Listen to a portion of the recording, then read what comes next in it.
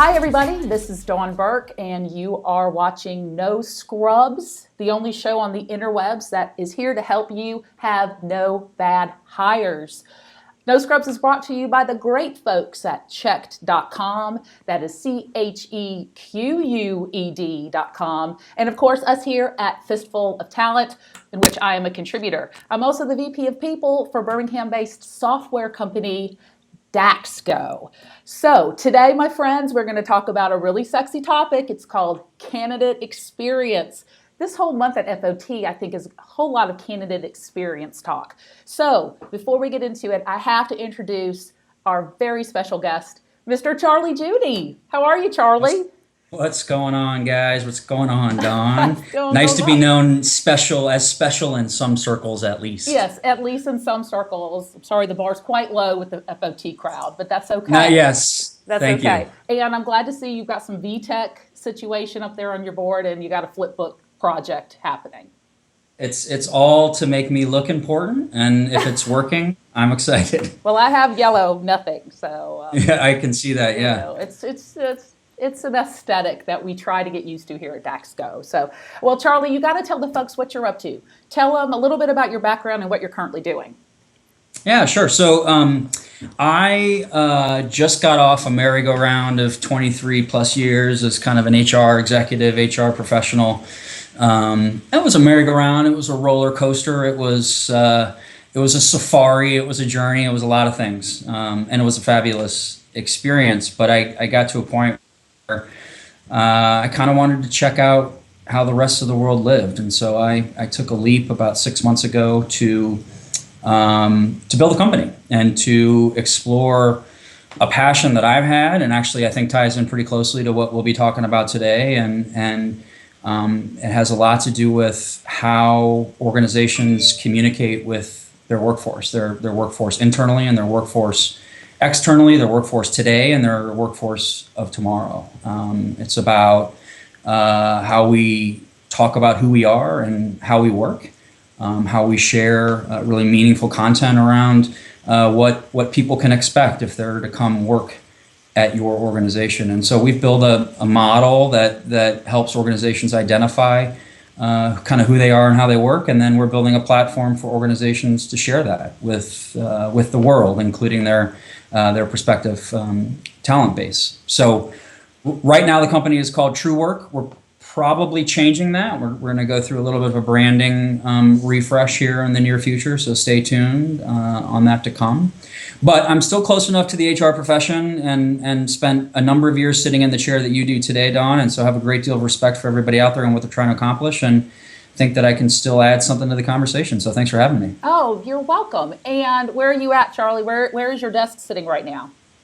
Well, right now I'm at the TruWork headquarters in Chicago, Illinois, aka my home, my house. On. That's good. That's good. Yes, yeah, and so yeah, we're in a little burb just about 10 miles west of the city. Well, I love Birmingham, Alabama, but Charlie knows that my favorite city in the U.S. is Chicago. So enjoy it. Of course, here it's like 75 degrees. Yeah, well, sure. I mean, if that's all you get out of Birmingham, then that's fine. Oh, wow. And okay, on that note, now, but Charlie is also from St. Louis, so here's the most important question. Cubs, Cardinals? Oh, that's an easy answer. Yeah, Cardinals, of course. Right, I mean, if you're raised in St. Louis, you have no choice. That's true. And I like Wrigley Field, but I got to tell you, the stadium in St. Louis, pretty swell. It's a nice one. Very nice. Okay, yeah. Let's talk about candidate experience. All right, we could go on do forever. So let's talk about the real deal here. So candidate experience. First of all, for those folks who don't know what candidate experience, let me talk to you a little bit about the post that I wrote. It's called The New HR Gateway Drug is Candidate Experience, or something like that. And essentially, here's what candidate experience is. A gentleman named Jerry Crispin, Charlie, what was it, at least 5 years ago? Yeah, probably, yeah. Jerry Crispin's with Career Crossroads and the Talent Board. He really started doing research on this concept of candidate experience. And here's the gist. I'm just reading from my post. You treat candidates as you would any customer in your business, and you will reap benefits, rewards, and hopefully some return on the time investment with higher new hire retention. And here's really, I think, the part that is particularly compelling is that the concept of candidate experience also presumes that folks who don't get hired will also be brand ambassadors for your company if they've been treated well in the candidate experience too. So that's a little bit about what candidate experience is.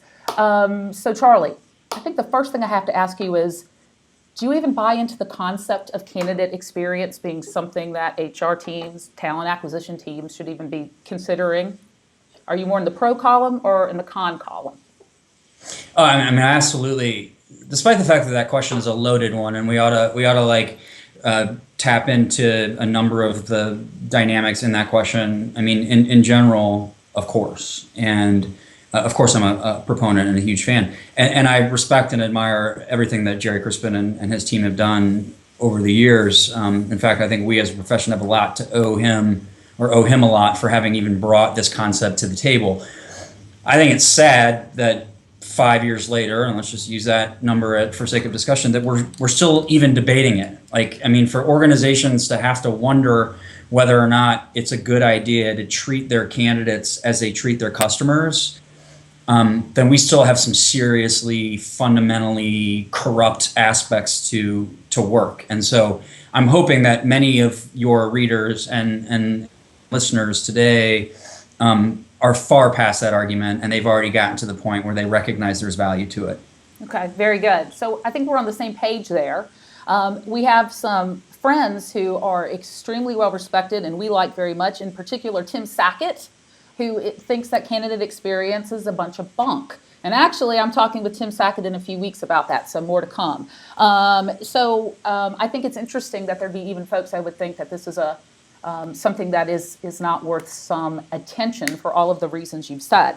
Some people would say that candidate experience is, if an HR team brings this to their executives, that it's a made-up problem, that it should not be something that is focused on in lieu of or in equal stead with other HR problems. Would you agree or disagree? Well,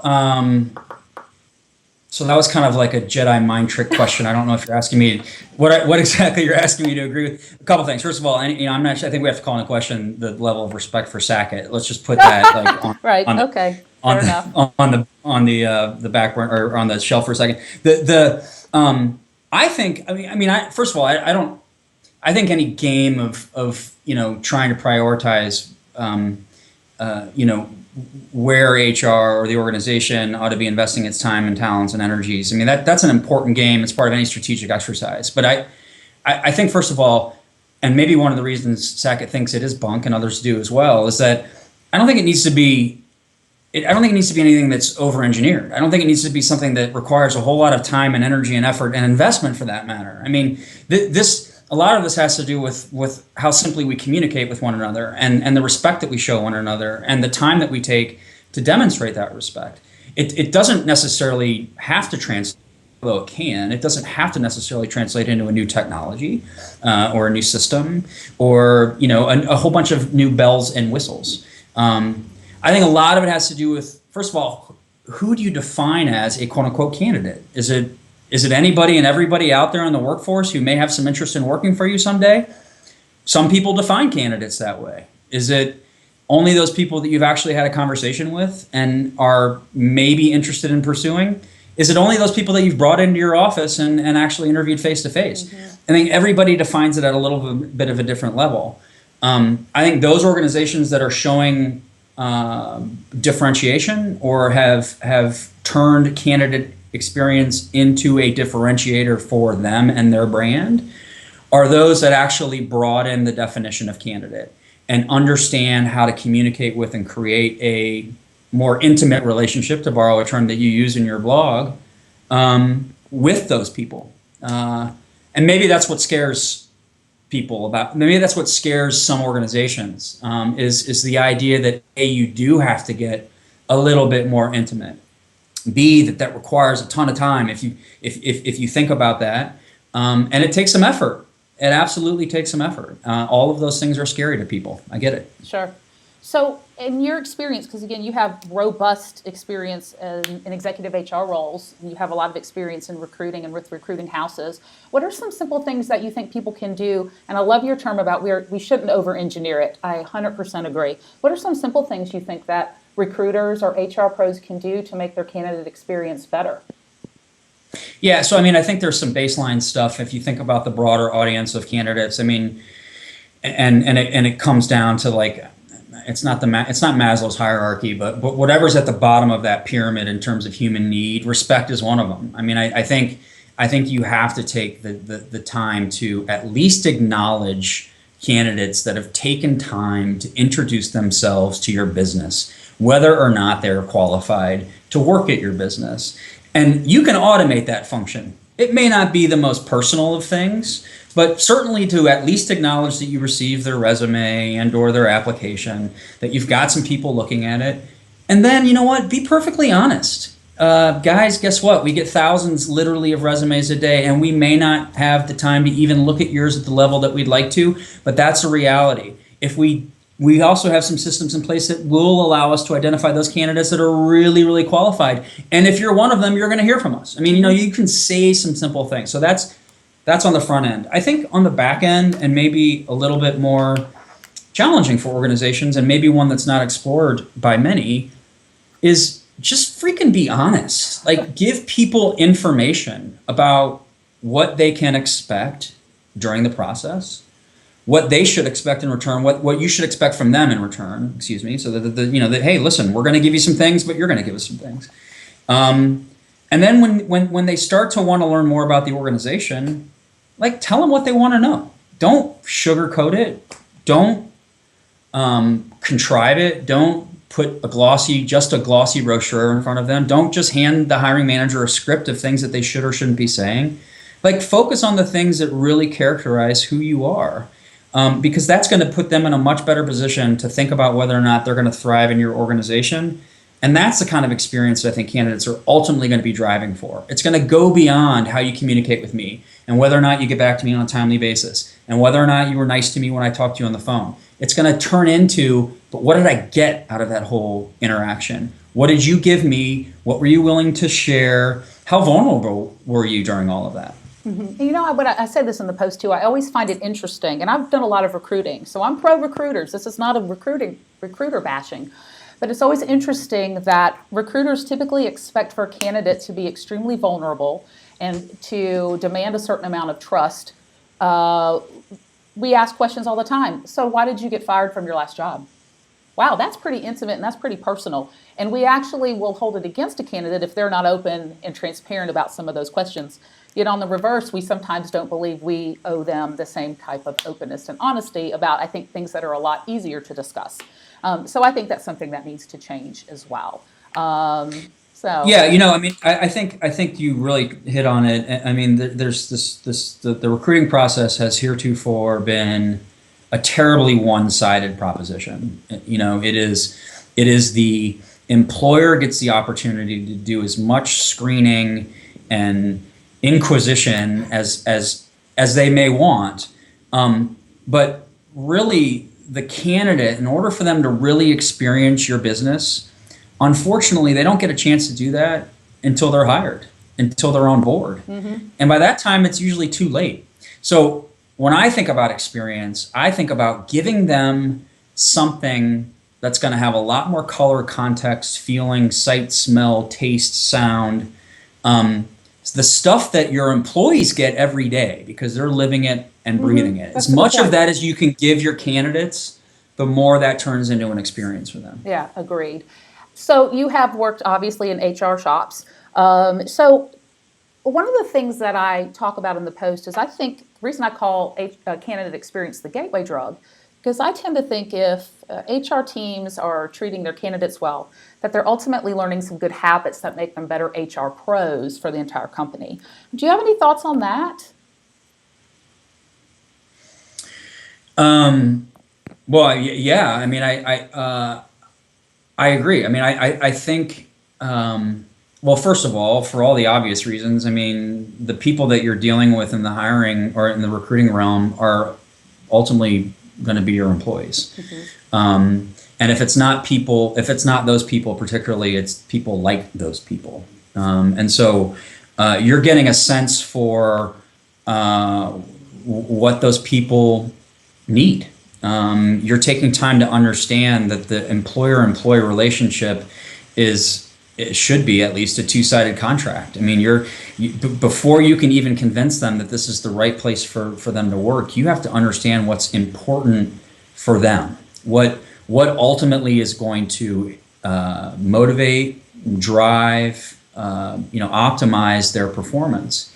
If you're not doing those same kinds of things with your people, your existing employees, then again, you're missing something, because every one of your people has their own set of expectations about what they're going to get in this relationship. And if you don't take the time to understand them, then you're missing the opportunity to re-recruit those employees every day. And that's one thing that we forget to do as HR people all the time, is we forget that just because we've hired somebody doesn't mean that we get to keep them. Doesn't mean that we get to stay engaged with them for the rest of our lives. The re-recruitment process is something that happens or should happen every day.